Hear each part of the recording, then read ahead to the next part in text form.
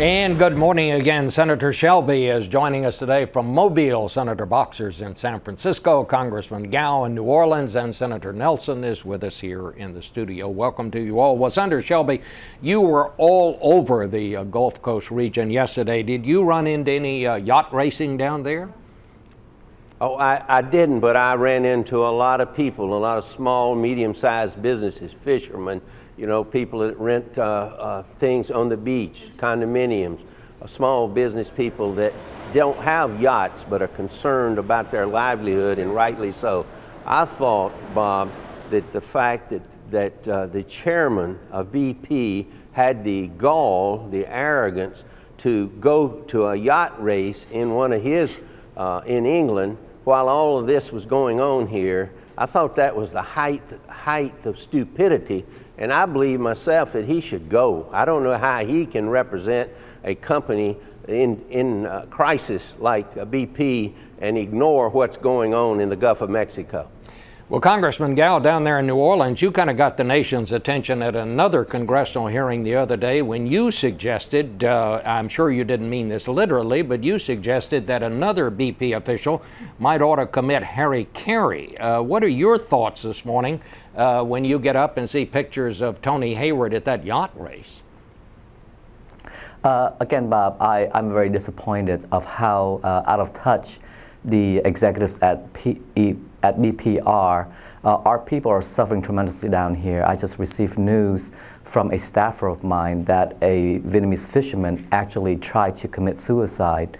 So it's a situation that is quite desperate for thousands of people. Hundreds of businesses have closed since the oil spill, and the devastation to our wetlands and coastlines. We just have to wait and see the level of the devastation. Senator Nelson, you and Senator Boxer have sent a letter to President Obama about some steps that you think ought to be taken. The president has asked Ray Mabus, former governor of Mississippi, now Secretary of the Navy, to plan a long-term recovery program for the Gulf. But you and Senator Boxer are asking him to take it another step. Tell us briefly what it is you want him to do. Well, I'm headed back to the Gulf this afternoon, excuse me, and they're improving in their communication with the incident command.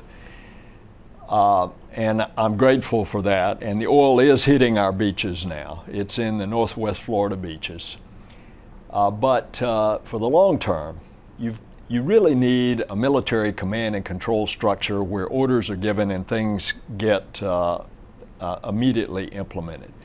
And what is, we think, Barbara and I, an improvement is to get the Navy where it becomes the coordinator with marine fisheries, with the EPA, with Fish and Wildlife. Because we're in this for the long haul, and of course Florida has a lot more coastline and a lot more beach than anybody else in the Gulf. And it's not just the Gulf, it's the East Coast. When it gets in that loop current, it'll take it around on the East Coast. So we're looking at long-term effects, and it's going to be a long-term cleanup. And we have to have that command and control where things get done immediately. And in other words, instead of the Coast Guard trying to coordinate, you would bring in the Navy to be the overall coordinator. Tell me what led you to decide to do this, Senator Boxer? Well, Senator Nelson and I have been very concerned that we need to get ahead of the oil. And coming from a coastal state, and we have a $23 billion coastal economy, Bob, and it, you know, the fishermen, recreation, tourism, we can't put that at risk on the West Coast, just like my colleagues on the East Coast and in the Gulf are struggling to make sure that those industries stay alive. So we want to see a rapid response team get out there, and as Bill said, a command and control. It's just in the area of the beach protection and the cleanup and the nearshore areas, like those beautiful islands that I saw off the coast in Louisiana and the marshlands. And we think this will be a big improvement. President Obama has suggested it for the long term. We're saying accelerate it and get it going now. In other words, get the Navy in there Yes. now On the to beaches, coordinate. yes. Yes. The beach cleanup and the near-shore areas like the islands and the marshlands. How does that strike you, Senator Shelby?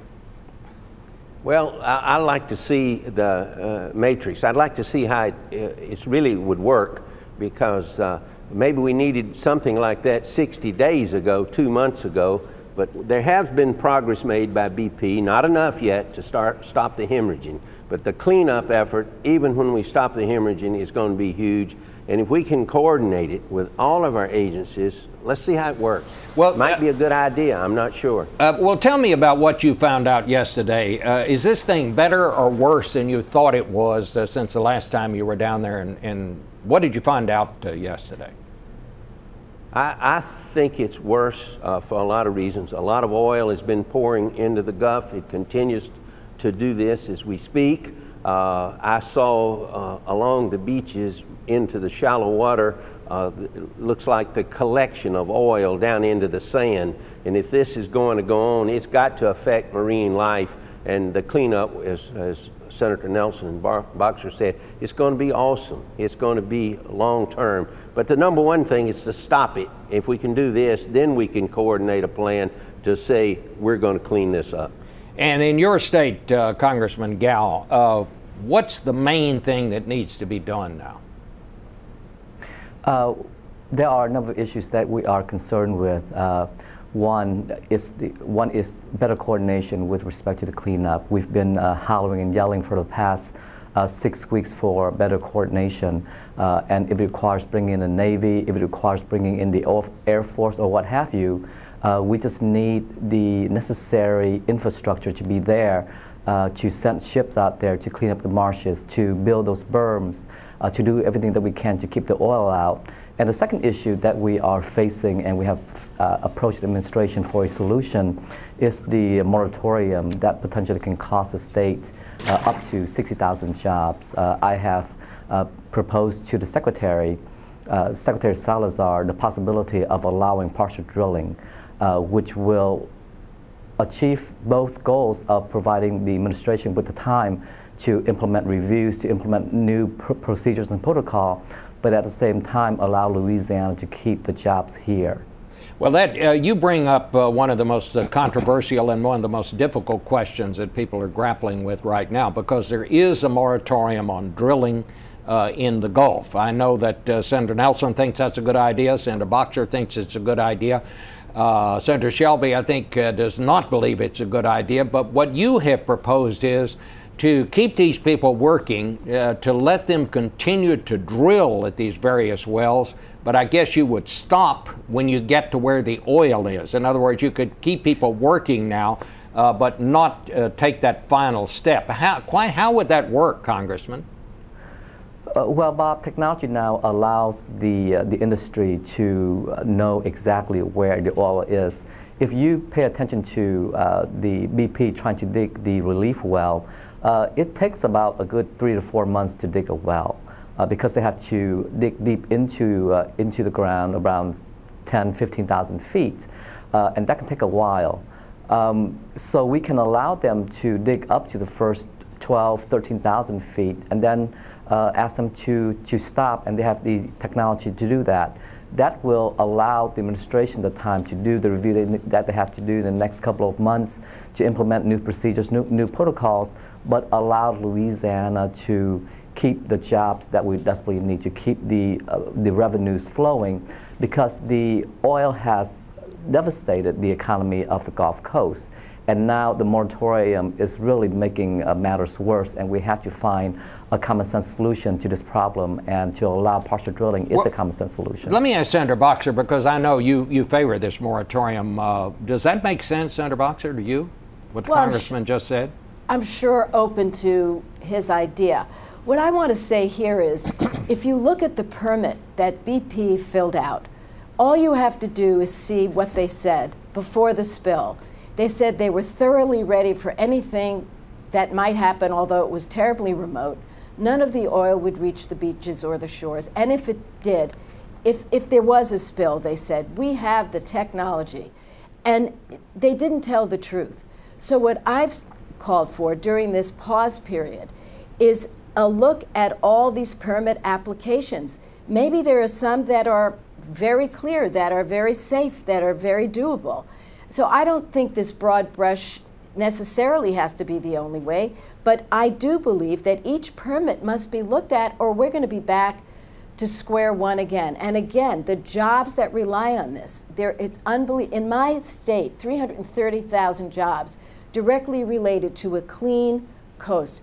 And I know how many there are in Senator Nelson's state, Senator Shelby's state, et cetera.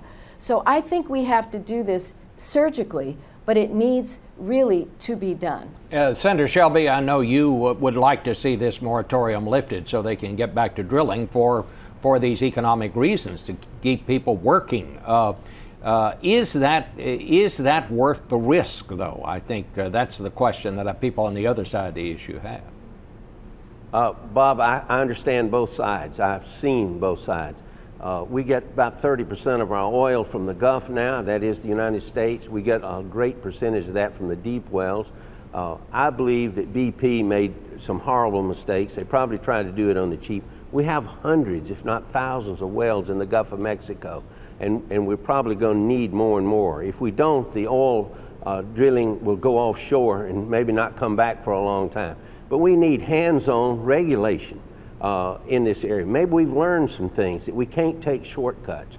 But if we need the energy, at least for a bridge for a while, but at the same time, a lot of it's common sense, and not let the industry run way ahead of the regulators. The regulators have got to be on top of the industry, not the industry on top of the regulators. All right, well, we've got plenty more to talk about on all of this. We're going to take a little break. We'll come back in 60 seconds.